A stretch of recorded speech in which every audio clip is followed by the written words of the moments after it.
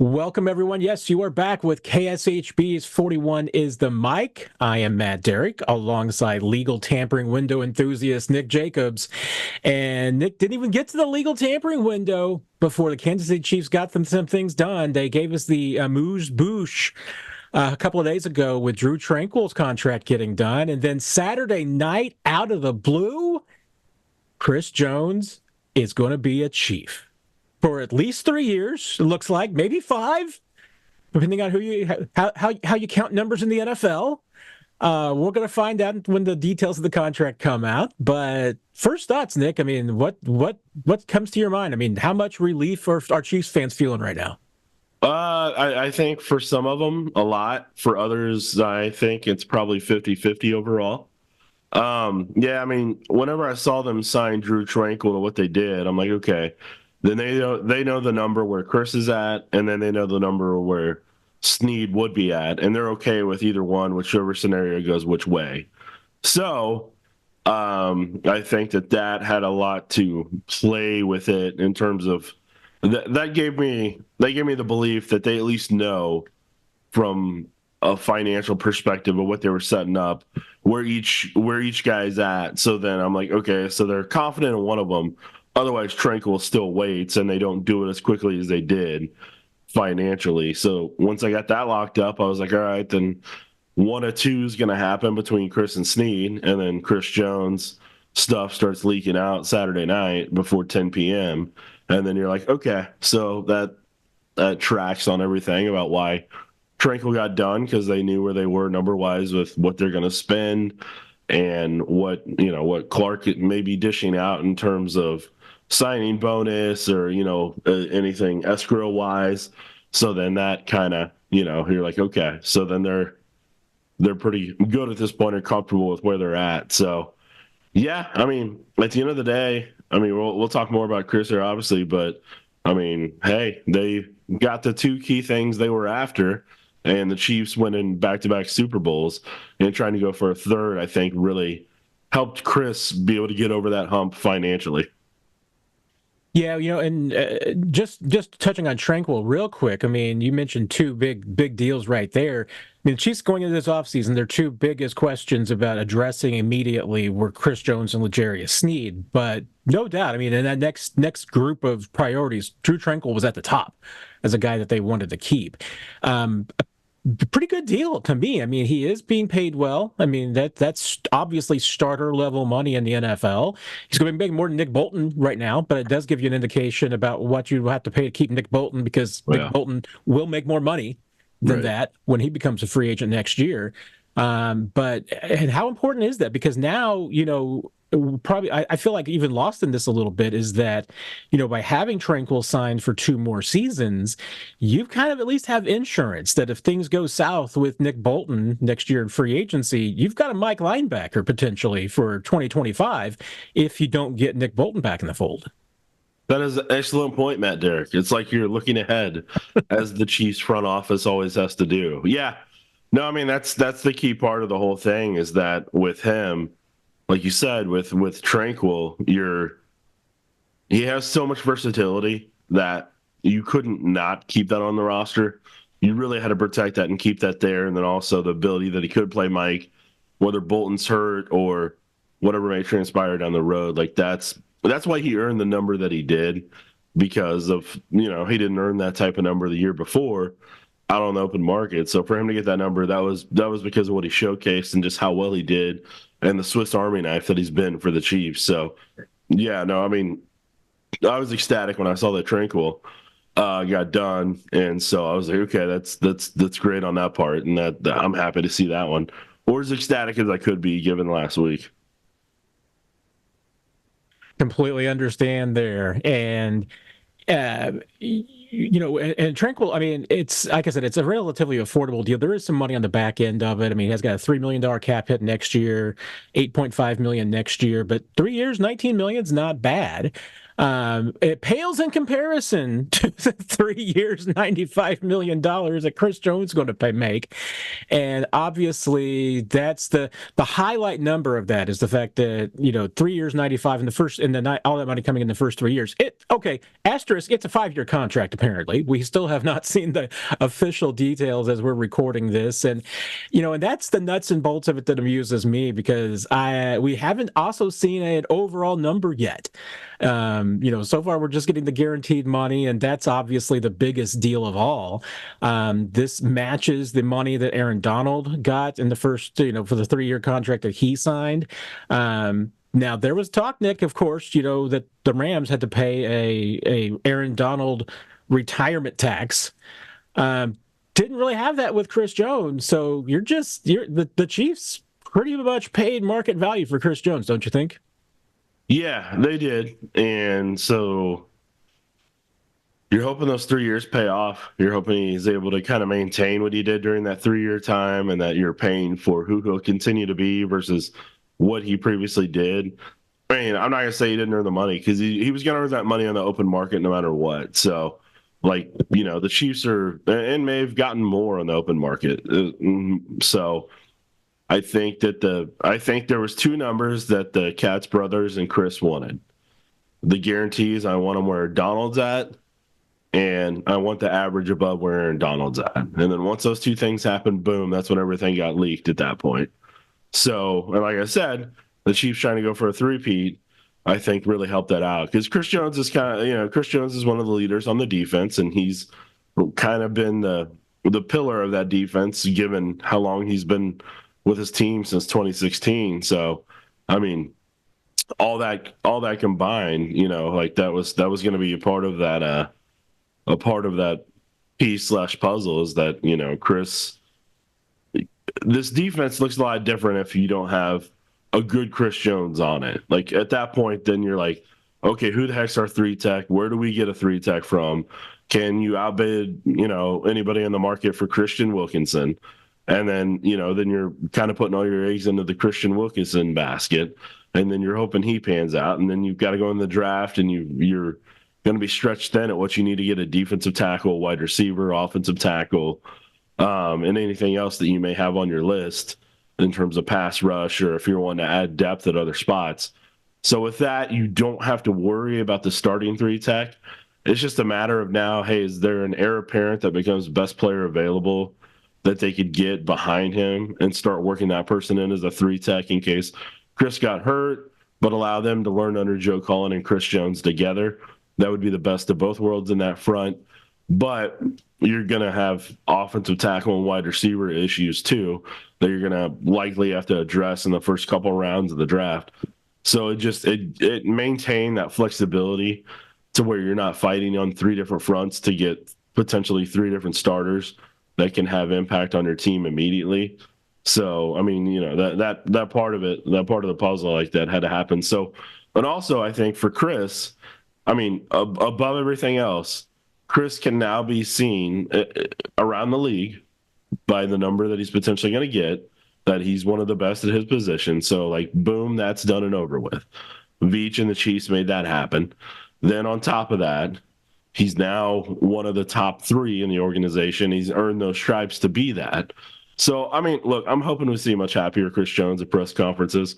He may not like talking to me and everything, but I mean, he's one of the leaders of the team. They brought him out every week. So I'm selfishly hoping we get more of a happy-go-lucky Chris Jones because that's a funner press conference. But I mean, he's up there now. In terms of the Chiefs Super Bowl Rushmore, it's Andy Reid and it's Steve Spagnuolo, it's Patrick Mahomes, it's Travis Kelce, and Chris Jones. Brett Veach, obviously, you have him on there too. But I'm saying those guys. Those are kind of the pillars of what made the Super Bowls happen. Yeah, and you bring up an interesting point because I mean, even though Chris has been Chris at times in the last few years, I mean, he's been kind of mercurial at times, and there's been maybe a little bit of a roller coaster of Chris Jones because like you mentioned, we sometimes get somber Chris Jones, and I've always wondered how much of that was definitely he was being told to tamp down the personality for free agency to try and drive up his market value, make him appear more serious. I've never believed that was necessary. I mean, I believe that part of the value of Chris Jones is his energy and his personality. So I don't think that was the case, but maybe it's going to be the weight off his shoulders that he needs to just go ahead and go be himself. And if that's the case, I'm all for it because there's nothing better to me as a reporter than Chris Jones when he's on a roll. So I'm looking forward to that. You mentioned, hey, Chris is getting to be an older player. And I was looking up, Pro Football Reference has gone through and, trying to find sacks of players before, sacks became an official stat in 1982. Yeah. So I was looking at it. The most sacks by a defensive tackle since 1982, when it became an official statistic, was Randy White in 1984 with 12 and a half. Even Pro Football Reference, with going through all those years of trying to find sacks from the old days, they've found 14 seasons with a player in their 31 or 32 seasons that have had double-digit sacks. And I think all but like 5 or 6 of them. Jason Hatcher, which is a name I did not expect to be on this list, is one of those. He had 11 sacks in 2013. Wayne Martin had a couple of double-digit sacks seasons. Randy White did too. John Randall had one back in 99, 10 sacks. It's not, easy to be a productive sack master as you get older. Certainly once you get to the age that Chris is going to be in the second and third years of this contract. Yeah, and that's why the more help you can get along that defensive line and having a person who can rotate in and kind of help him get some snaps off overall in a game, I think those are going to be key for helping him kind of maintain who he is as a player production wise, and obviously not having him take every single rep in training camp and being mindful of his body just like you need to be with Travis Kelce's. I think doing all those, I think will pay. They'll make a big difference. And if you're investing this in him, just like you invested in Mahomes and you invested in Kelce overall, like you got to do everything you can to protect those 3 guys because of how valuable they've been, both from an experience perspective and then also just kind of what they can do on the football field and how much they were all impactful in helping you have 3 Super Bowls. So yeah, that's the next phase in that regard is what do you surround Chris with to help him be able to maintain his level of production for the next 3 years, but then also kind of how do you kind of help him be able to not have such intense wear and tear that kind of burns you on this contract in any way? I know it's kind of maybe a little early to ask this question because, like we mentioned at the top, we don't know all of the details of this contract yet. We really only know the 3 years, $95 million guaranteed in the first 3 years. But from what we've learned so far, is there anything that has surprised you about this contract? I mean, I'm kind of surprised that the Chiefs and Chris finally got a deal that a lot of us thought maybe he should have agreed to, and maybe the Chiefs should have agreed to a year ago. Well, I think I'm not surprised by any part of it. I think the Chiefs finally accepted that he was going to get that same number on the open market, and that's the whole reason this got done. Because, literally, they were less than 48 hours away, from being able to finally truly test the market and let Chris see what a team like the Raiders would have paid for him, what a team like the Bengals would have paid for him, the Texans. Is there another team out there that we don't, that we're not sure about that would have come out and offered a significant amount of money? Like all those teams combined, I think they all would have been in play for him, and I think they all would have had significant interest in him. And the fact that the Chiefs don't have to worry about that anymore should give them a lot of peace of mind in that regard. And then they don't have to worry about trying to find their next 3 tech or not necessarily trying to find, but have to find the next 3 tech that could give them that production, or along the offensive or defensive line, having to find a guy who could take that type of attention and double teams and everything combined and really kind of put them in a spot to where they were going to have to hit it out of the park, versus now they're like, hey, we bought a little bit more time to find the heir apparent. Because part of this is, in my opinion, is when they signed the last contract with him, they had set it up to have an escape hatch to get out after year 3, and they had that opportunity, and during that time they never really invested in finding another 3 tech that could potentially replace Chris. So it never got to this point if they had to do this type of thing, and they kind of really left themselves in a spot to where you were going to put yourself in a significant hole if you didn't get this done. And I mean, that's easy, you know. I think that's something we all recognize, is Chris's impact on this team and what he means. But then you also got to kind of recognize that they never really invested in a 3 tech behind him. If they needed to walk, they weren't going to be able to. Yeah. And I mean, that's the thing. I mean, Chris played himself into that spot. You mentioned that 4-year deal where there was an out after 3. I mean, Chris earned that 4th year. I mean, they made it. He made it so that there was no letting him get off of that. I mean, they had to have him. You know, I mean, obviously this deal comes with some risk, but at the bottom line, I think this is exactly what both sides needed, right? Yeah, it's the if you're wanting to get a three-peat, not having Chris Jones makes it a little bit tougher, and you really have to. You're putting a lot of pressure on Joe Cullen to be able to develop that overall production along the defensive line, and you're having to invest heavily, whether in free agency and draft, to be able to make up that difference. And you're just gonna have to have a lot of things go right to make that happen. So at this point, the only thing you're really having to worry about is Chris Jones being able to stay healthy over the 3 years, and what do you have to do as an organization to help him be able to do that? And can you still find some pieces behind him to develop in case that does occur?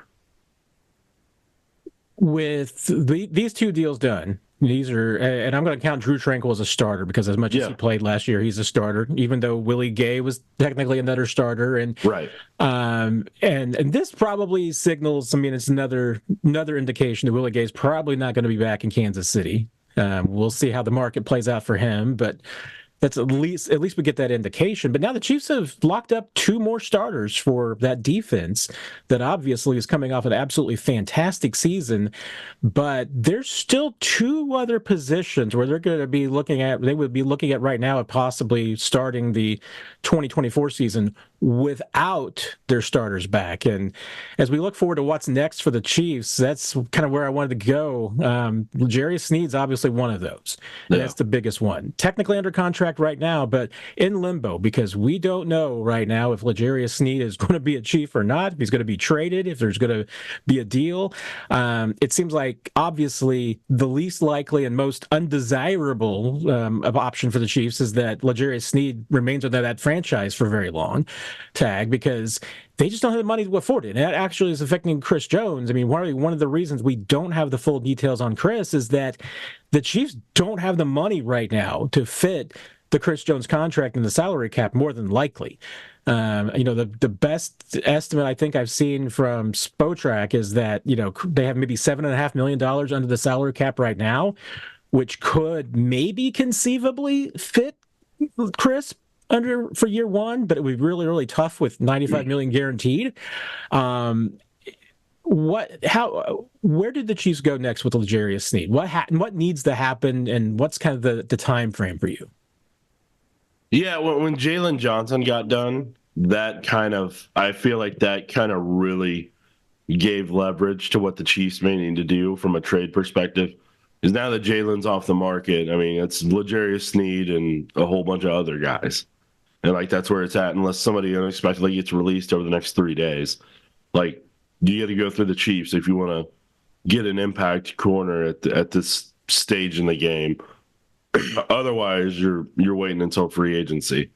So, for me, I think the Chiefs have we'll see what a team's willing to offer, but I think the Chiefs have a chance here to be able to get some quality day two day two picks for them, and maybe it's a day two pick and a day three pick, and maybe it's a I think I personally think it'll be there. I'll be surprised that they're having to settle for a three. That would tremendously surprise me, especially with Johnson off the market. But with Sneed, you really, I hate to say this, but you really don't want to sneak in too early on that one and really kind of outbid yourself, because I'm just gonna give some scenarios, Matt. This is me just spitballing here. The teams that I think Sneed makes the most sense for is the Cardinals. I think the Cardinals, he makes a ton of sense. Eagles, it makes a lot of sense, but we'll see what they end up, whatever Vic Fangio ends up getting out there, how quickly they get Justin Simmons, and what they're trying to do with their defensive overhaul. And the reason I say that is because if the Eagles are able to get rid of their defensive ends and swap them out with Reddick and with Sweat, then if they move on from them, what picks do they get in return, and how much more ammo do they have that maybe they can parlay it into Sneed if they want to, or potentially there. I think the Lions are going to be a heavy contender for me personally. And then when I'm looking at draft capital, another team I'm really intrigued by is going to be the Jacksonville Jaguars and what they potentially want to do. So at the end of the day, though, I'm just using these these four teams in perspective. I know it's been reported before that there allegedly might be a mystery team and everything, and that's completely fine. But if I'm in Brett Veach's shoes right now, especially with Johnson off the market, and the other part that's going to potentially do it is, among the teams that are interested, how quickly does somebody else they want go off the board at another position that they were willing to pay the number to? And then if that happens during the tampering period for Monday and Tuesday, the legal tampering period, then maybe they're like, okay, then let's spend that money on Sneed now because we didn't get such and such and such and such. So let's go invest that in Sneed now. And so I think that's part of the other little bit of the waiting process right now, is that teams are, until they know the final number on a couple different players, they're all kind of willing to wait because they know the Chiefs are going to hold his rights and they would trade him. So they know they don't have to act immediately on that. They have a couple days grace period wise, Monday, Tuesday, until they have to make a play on Wednesday if that's what they want to do. So the sneaky way I'd go about it is, I love the draft capital that the Cardinals have to be able to make something work to where, you could get something in that part. Another, I'm intrigued to see what the Jaguars, like what they could potentially be able to get out of Jacksonville. I think that's another spot where I think they could maneuver pick wise with the Chiefs to be able to give the Chiefs something that gives them a lot of bang for their buck in terms of putting them in a position in that second round. Because when I'm looking at all this, the biggest thing that I keep looking at with Sneed is where can the Chiefs position themselves with these that can allow them the flexibility that they need, whether it be in that high second round. Can they get a 2 and a 3 out of it? If they can get that, that's fantastic. But I mean, hey, I'm also intrigued to see what the Rams do, because the Rams are always reckless with picks. And then if you get the Rams involved in it, then that forces the Cardinals to divvy up a little bit more.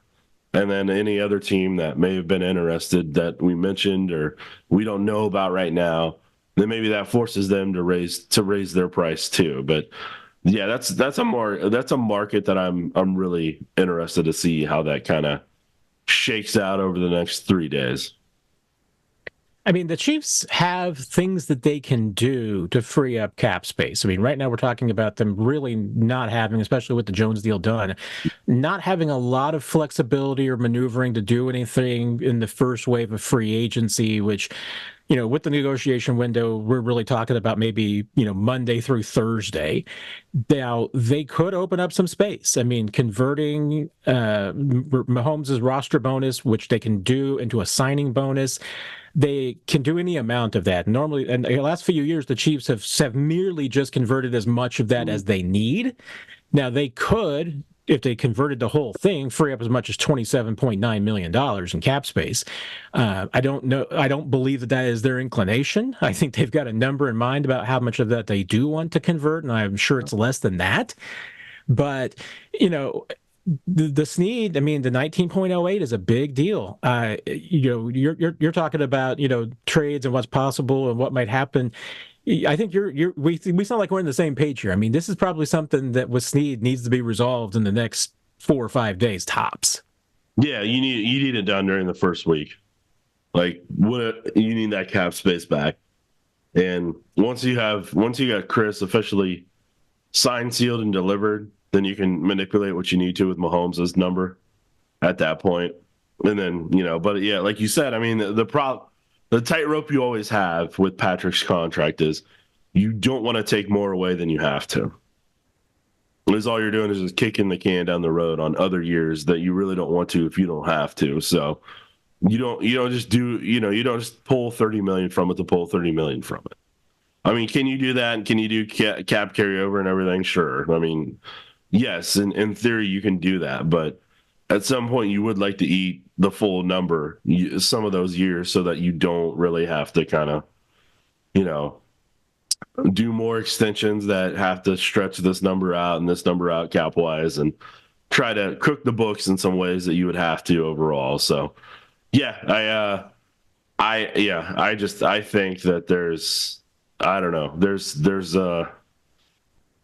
and also from a leverage perspective, I personally I was like, hey, if I'm in the Chiefs' shoes, I don't just pull from Mahomes' deal and show that there's all this cap room so that Chris Jones's agents are like, well, you got all that cap room, why don't you use it? Like, you don't give other agents that level of leverage. You can't do that if you're doing a smart business. So that's the other part of it. And for some of the free agents that the Chiefs may be interested in, you don't want to give maximum a cap amount because, like that's just not smart business to do that. I mean, that's the other strategy to where, say there's a free agent that's out there and, like, well, he'd love to come here, but he's got to come here at this number. And you're like, well, this is all we got right now. So we can't get X, Y, and Z done. So it's just that tightrope that you have overall in terms of, what you may do. But when they do finally,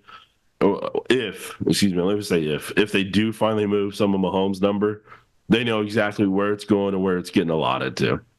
And it's just like that Drue Tranquill situation. Those are the pursers that tell you, or the little checkpoints that, like, okay, they know what they're doing with this, this, and this. That's why and I circle back to what we talked about at the beginning with Chris Jones. That's why the Jones deal to me is such a huge deal because, I would be worried about 24, but the guys that want to drive aren't paid to worry about only 24. Right. They're worried about every year down the road. And so you take $95 million the first 3 years guaranteed for Chris Jones. That's, one, we know there will probably be a fairly low number cap for 24. But that means that, Chris is going to have a pretty huge cap number for 25 and 26. Right. And there's going to be money on 27 and 28. Are those years that Chris Jones even ever sees? I mean, you're thinking, you got to think about, hey, if you're Brett Veach, what does that, parting ways with Chris Jones in 27 look like? Is he a June 1 cut, or do you keep him until 28? So, because you can't carry that on the books until June. I mean, there's a lot of things that go into those contract developments. And that's why, how Chris, hits the cap in the next couple of years absolutely impacts what you do with Mahomes. Because as you've mentioned, those two players in these next 3 seasons are going to take up a huge amount of your cap space. Mm-hmm. Yeah. Depending how it's structured, they alone are going to take up probably more than 80 million of it. Yeah. Yeah, I'm sure Chris Shea's calculator exploded over the weekend, but I hope not. And if he did, I hope he's got a backup calculator he's behind it. got backup calculators, so he's good there. Yeah. That's one starting position with Sneed kind of knocked down. The other one, is a little bit trickier because at defensive end, it's not that the Chiefs don't have guys under contract. It's just that Charles Omenihu is absolutely more than likely going to start the season on the PUP list Mm-hmm. and won't be ready for the beginning of the year. So your starter opposite George Karlaftis is probably Felix Anudike-Uzomah. Not necessarily a concern for me, might be a concern for some others, but how important is it for the Chiefs to address that? If you feel like whether it's in the first wave or the second wave of free agency. That defensive line wise, unless here's where it changes for me. If Joey Bosa or Khalil Mack get released, Khalil Mack's got a lot left in the tank, both as a run defender and the strength that he still has, to where you're gonna have to pay him a certain number, and it's probably gonna be at least $10 million a year. Are you willing to do that? Can you do that? Somebody like Bosa, you're gonna have to look at the medicals and everything, but he's still a premium guy. He just gets hurt. So, was that something you would want to invest in either? So, I know the Chargers the report that was out there was that the Chargers are shopping, are open to trading all of them. Now they're going to release them before Wednesday. It's going to happen. And Harbaugh has no attachment to anybody out there except maybe Justin Herbert, which is the reason he took the job out there. So, Harbaugh is going to build that offense in his image, and it's going to be a powerful offensive line. And that's the first thing he's going to build, and then he will build out from there. And then that's what's going to happen. So for the Chiefs, I mean, you're going to need a defensive line that can be able to hold up over the next 3 years against that stout of an offensive line, both in run and pass. And so that's where Anudike-Uzomah is going to get better as a run defender if he wants to be able to stay on the field. And then that's, you may need somebody that can be a strong run defender to help him out while he's more of a pass rushing specialist until he gets to that certain level. Karlaftis is already capable of being both, but Karlaftis gets hurt. You still need rotational pass rush. And you still need to draft somebody you can develop, whether that's a defensive tackle, which is my pick, and defensive end. I'm not banking on BJ Thompson, and that's not disrespect to him. It's just you can't bank on anything. You've always got to be willing to add and improve and get better at every single position. So that's why I still, whenever I'm doing my mock drafts online and I'm running through the scenarios and everything, which I've been doing a lot, Matt, it's very addicting for me. Defensive line, I always magically have 2 to 3 people that I've drafted on the D line. So, it's not a coincidence. Just I always have 2 offensive linemen and a couple of receivers. So, yeah. So, I mean, that's kind of where that's where my mentality and wheelhouse is on it all. But yeah, I mean, I don't think there's necessarily going to be a premium pass rusher out there, but from our past one, we talked about a couple guys that I think you could get in that second and third wave that could kind of rotate in there and kind of be able to make a difference, but not necessarily break the bank. But somebody like Khalil Mack or Joey Bosa, if they got released, that's somebody you really do think about potentially breaking the bank for. And it's not just name, it's just them with Joe Cullen creates a lot of fun very quickly. Yeah, and I mean, I feel like that we're talking about what the Chiefs do next, and we're talking about the opening of the negotiation window. I mean, to a degree, the Chiefs have already made their big splashes in the first wave of free agency because keeping Chris Jones and keeping Drue Tranquill are 2 things that a lot of other teams haven't done of anything of that nature, of keeping free agents of that caliber. So, I mean, that's one step that they're maybe already ahead. And so to me, if I'm Brett Veach, I don't know that he would do this, but I don't know if he's got a dry erase board for free agency there in the war room, but just don't turn it towards the cameras whenever you're doing a press conference like the Browns did. I think I'd go in there Wednesday, morning and say, hey, if free agency officially opens tonight, but hey, our number 1 signing was Chris Jones and number 2 was Drue Tranquill. Look what we've already done. I mean, but let's be honest, Matt. by Wednesday, it's already the second wave of free agency. It really is starting to get that way. Like, I mean, with the way things go, like the first wave of free agency is on Monday, It really and is then starting to and be that then way. and then the leftovers is on Tuesday. And by the time free agency technically starts on Wednesday, is unless there's a surprise team like when the Chiefs got Joe Tooney when it formally started. Yeah. Like there's very rarely anything that can kind of that catches you by surprise. So at that by Friday you're in musical chair mode in free agency these days. The way it's set up to where you're just trying to go find a chair pretty quickly and try to find a multi-year deal. But if you're past this upcoming Friday without a deal, you're on that prove it. If you get into the weekend and you don't have a deal done on a multi-year, you're in pure prove it mode from there on out, and you're just trying to take a 1 year with some incentives, an escalator, some incentives in there. Maybe this happens or this has an option to it or something like that. So it'll be, yeah, yeah. It feels like by the time free agency technically hits at 3, after the past couple of years, it feels like Christmas morning. All the packages have already been opened, and like there's just, there's really nothing left to open at that point. But there's sales. You get all the after Christmas sales. That's really when they start. It really is. Wednesday night and Thursday. I mean, that's when you're out at 5 a.m. on December 26th trying to find out what's 50% off. Yeah, it's a solid point there, Matt. I can't dispute it, sir. Might be some safeties out there at some really ridiculous prices. Yeah. I would imagine, Nick, my prediction is that a week from now, we will probably, I don't know if we'll be talking about any new Chiefs. I mean, we might be talking about a couple of Chiefs sticking around. Wouldn't surprise me if maybe, by next Sunday that maybe that's already reached that point where a couple of Chiefs tested the market and they're like, wait a minute, we probably need to stay in KC. Or now that the Chiefs have gotten Chris Jones done and if they get L'Jarius Sneed done, then there's a couple of their own guys that they can wrap up. I think I would be surprised if they go out and make a big investment in somebody else. What about you?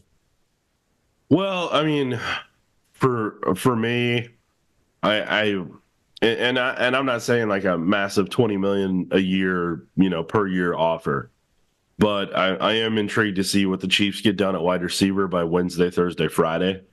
Is there somebody that they get done that's at a level that you're like, okay, they were able to get him done at 12 million or 8 million or 5 million with incentives or whatever they end up doing. Like that's where my antennas will be perked up by Wednesday, Thursday, Friday is what they potentially do there. Because if they want to get, I know it got asked on Twitter when they were asking about wide receiver and Calvin Ridley, that the fact we didn't talk about him. Part of the reason I didn't talk about him was because he's had struggles with press coverage, and that's kind of why he disappeared at times. Whenever teams started pressing the Jaguars a little bit more in spots, and he seemed to struggle with that versus when he was playing a lot of off-zone coverage against him, and he was really able to kind of work defenses pretty well. That's the question I think the Chiefs got to ask themselves on that front. With him also being in that 29 range, age-wise, like if he came down number-wise to where I think he actually is going to get you're going to get the most bang for your buck, that's kind of one of those Thursday, Friday deals, this upcoming week type of thing to where, hey, if you get him to 10 to 12 million, no, I'm not going to be upset by that. But I mean, if there's a team that's willing to pay him 20 out there at 29 years old, then you let him. You let him go ahead and do that. And with somebody like Marquise Brown, like I said, I made my breakdown on him last week, but like that's another guy that I think somebody's going to pay, and they're going to be disappointed in some of the competitiveness of. And it may have been the situation in Arizona, and you've got to be able to kind of talk to that player in person and kind of get that vibe from them about why this happened, why that happened, if you're going to comfortably invest in them in that regard. So, yeah, I'm intrigued to see what happens with receiver. Is there a surprise at offensive tackle that becomes available before then? Is there a surprise pass rushing wise that becomes available before Friday that the Chiefs can work with? And then for me, I'm going to be waiting to see where DeAndre Swift ends up. I'm interested to see what Barkley's market ends up being if he does get the full 10 million per year or more that I'm sure he's after. Oh, and then does DeAndre Swift end up in that? Where does DeAndre Swift and even Austin Eckler end up? And do they get 6 million per year? Or are they able to take less? And are the Chiefs willing to? Because I personally think for the Chiefs, if they can find another veteran pass rusher at a good price, a couple veteran receivers that they can add, and then a running back, I'll feel real comfortable going into the draft at how versatile they'll be able to be, and they won't be pressured into a situation. But that will kind of help raise up offensive tackle and where they may need to draft an offensive tackle. And depending what receiver they get, will determine probably do they take a receiver in the first, and if the certain impact guy becomes available, or can they maneuver somewhere in the second to get the guy that they want? Because I can tell you from running some of those mocks, there's pockets receiver wise that it's projecting, and it doesn't mean that that's the reality of what it's going to be, but a lot of quality wide receivers definitely get off the board by the end of the second round on some of those simulators that I've run at multiple websites, just because I like to see different things and think where computers think things are going to go by team needs, even though I don't think they always draft by what characteristics teams are actually after. So like, you gotta kind of take it with a grain of salt. But yeah, I mean, I know people are going to ask this question a lot, but I'm just telling you, if I'm the Chiefs, offensive line, wide receiver, defensive line, that's where I put my personal draft picks in if I'm in the Chiefs' shoes. I agree on all of those, and I am going to place one off the radar Yeah. spot, and you probably already know which phase of the game that I got here in my eye. Okay. Because right now, Nick, the Chiefs don't have a long snapper under contract for 2024. And That was not on my radar, but I totally get it. I mean, if you're the Chiefs, you don't want to lose the Super Bowl because of a bad snap in Super Bowl 59. Yeah. So, I mean, either you're getting something done with James Winchester, or you better have somebody in mind that is your next long snapper, because that's not a position that you really want to take any chances with. Right. So if you're a contending team. Well, Matt, I think there's plenty of time to get that done. I think there's plentiful options out there. But yes, it is definitely something that, I think will be on the Chiefs' radar. It just may not be at the forefront. Oh, trust me. I am sure there's somebody in that room pounding the table saying we need a long snapper. Yeah, and I think his name's Dave Tobe. Well, we've gotten to the long snapper discussion. I guess we've exhausted the topics for this week. But we will be back next Sunday in your feed, and we will be looking at the first week of free agency. I also can't wait, because we will also, it will be probably one of my more favorite discussions, is going to be looking at who's available next Sunday that the Chiefs need to be going after, because that's when you can really start having some fun. And, remember, I mean, that would have been the time you could have looked at the board and said, hey, you know what? Drue Tranquill and Mike Edwards are available. Those are a couple of guys maybe the Chiefs need to be circling. We'll be talking about those guys next week, and who are the veterans that have slipped through the first wave or two of free agency that the Chiefs should go after. So, Nick, any parting words, any parting thoughts for this week? Yeah, it's not Chiefs related, but obviously for people that wondering, my grandpa had passed away last week, so that was why I wasn't on the Q&A. So it's been a unique week. Well, the thoughts and prayers of, I know, myself and everybody else who's a big fan of yours, Nick, is thinking of you and your family right now. We've got lots of stuff this week, so we will catch up with you. But as always, Nick. Yeah. Until next time, I bid you adieu.